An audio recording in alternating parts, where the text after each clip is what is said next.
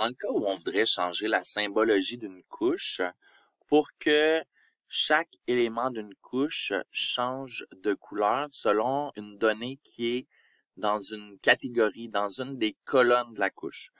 L'exemple que je vais vous donner, c'est le Canada. Si on prend le Canada puis on veut que chaque province, donc chaque province se retrouve dans une des colonnes de la couche Canada, ait une couleur différente. On va aller sur la couche Canada. On va faire un clic droit sur notre couche Canada, puis on va aller cliquer sur Symbologie. Ça nous ouvre la fenêtre Symbologie.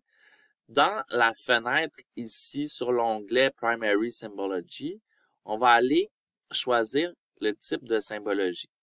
On peut aller choisir Symbolize your layer by category. Donc, symboliser notre couche ou attribuer un ou des symboles à notre couche selon une catégorie. La catégorie, en fait, c'est les données qu'on trouve dans une des colonnes. Puis ces données-là, pour que ça soit des catégories, il faut que ça soit des données qualitatives, comme des noms, comme les noms des provinces. Donc, on clique ici.